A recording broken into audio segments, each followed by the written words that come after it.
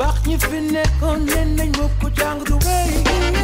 ku ci mokkal sa ba ca daagis jëriñam loo doonu talibeem doo doon sëriñam yàlla sax dañ ko war a xam bala ñu koy jàng li njëkk mooy nga xam. maa ngi leen di gërëm maa ngi leen di sant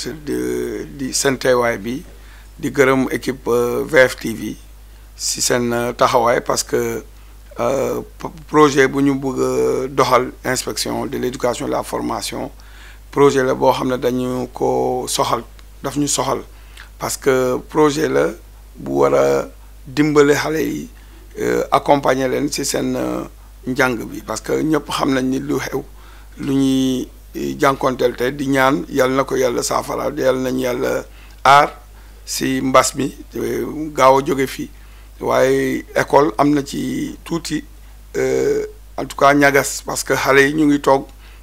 dinaa ne sa ñetti weer jànguñu te loolu loo xam ne gënal nañu lu ñu bëgg mooy école bi dox comme ni mu waree waaye diggante boobu nag nguur gi mu ngi bay waaram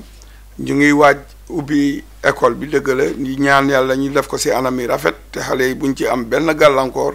te jàng bi jaar yoon waaye nag xalaat nañ fii inspection de l'éducation et de la formation war nañ mën a dugal suñu loxo gën a dugal suñu loxo ci jàppale xale yi moo tax nag ñi gis jàngalekat yi ne leen ñëw leen ñi mën a ubbi boo xam ne en tout cas yoon la boo xam ne mën nañ jàppale xale yi yoon bi nag ñetti fànn la am beneen fànn bi mooy woo jàngalekat yi ñu ñëw enregistrer cours yi ñu mën ko jëbbal élèves yi si lu ñuy naan réseaux sociaux parce que tey ñëpp xam nañ ni jumtukaay la boo xam ne ñëpp a koy jëfandu surtout xale yi beneen buntu bi mooy fexe ba rajo yi nekk fii si gox-goxaat yi ak télévision yi ñu mën a jàppale dynamique boobu fexe ba xale yi mën a am cours yi ñu war a am classe dëgg la école amul waaye dinañ leen mën a continuer di leen jàngal si ay enregistrement yoo xam ne dinañ leen ko jëbbal loolu tam am nañ moo tax nag ñi gërëm télévision ak rajo yoo xam ne bëgg ñëw nañu pour jàppale ñu di gërëm équipe VFtv tey moo ñëw pour jël ñu am na yeneen chaîne mais yéen xam nañ seen taxawaay si paysage médiatique bu Diourbel parce que dinaa ne Diourbel yëpp a leen di suivre di moo tax nag ñi gestu côté boobu pour fexe ba lépp loo xam ne dinañ ko fi jëlee mooy document pour xale yi ñu mën a accéder si xale yi parce que télévision bi nit ñi mën cee jot dañ ciy jot de souvent dañ koy suivre beneen fànn bi mooy xam nañ ni bërëb bi dëkk yi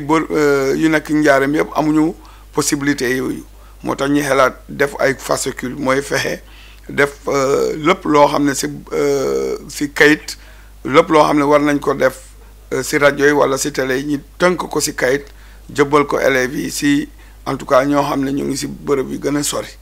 te xam naa ni loolu nag ñu ci taxaw mooy ay partenaires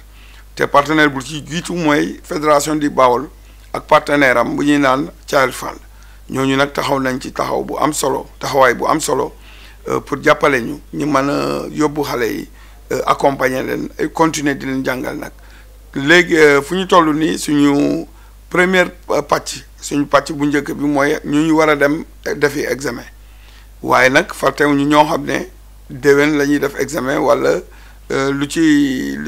wala yeneen at wala fii ba ñaar at wala ñetti at mooy ñu ñuy naan classe intermédiaire ñooñu tam ñu ngi leen di bàyyi xel te bu soobee yàlla dinañ leen jëbbal tam lu ñuy naan ressource pédagogique te ñu ngi remercier jàngalekat yi ñoo xam ne xaaruñu dara si li ñuy def parce que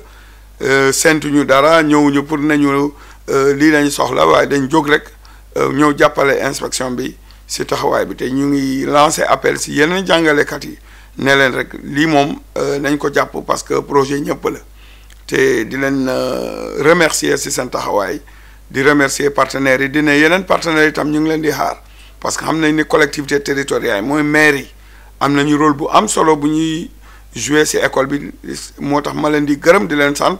parce que gis nañu ay maire yoo xam ne surtout maire yi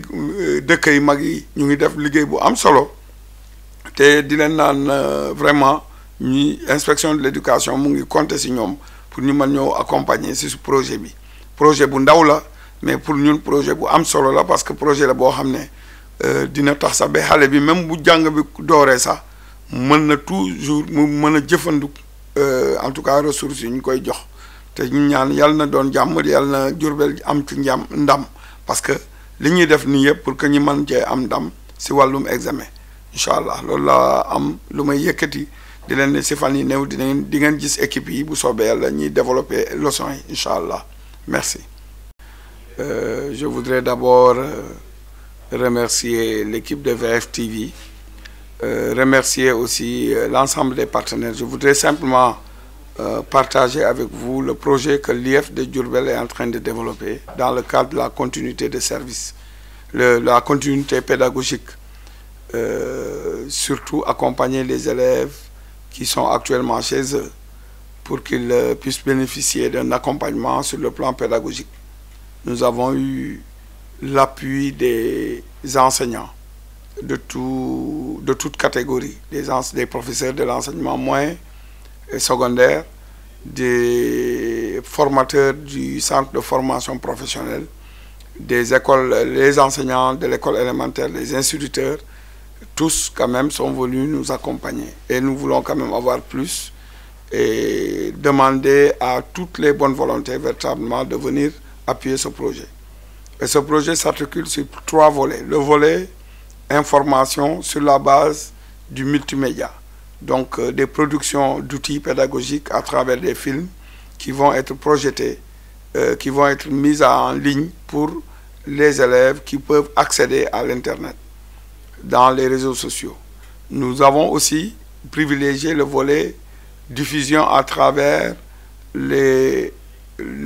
médias locaux, à travers la télévision sur le plan local. C'est le cas de VF TV, qui aujourd'hui au niveau local, au niveau de Diourbel, bénéficie quand même d'un ensemble, d'un public quand même assez important. C'est pourquoi nous voulons remercier toute l'équipe de VF TV pour nous accompagner dans ce projet.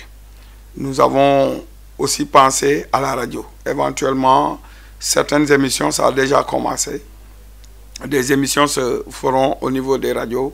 pour permettre aux enseignants d'être en interaction avec les enfants. Nous avons aussi pensé aux enfants qui sont dans les zones les plus reculées,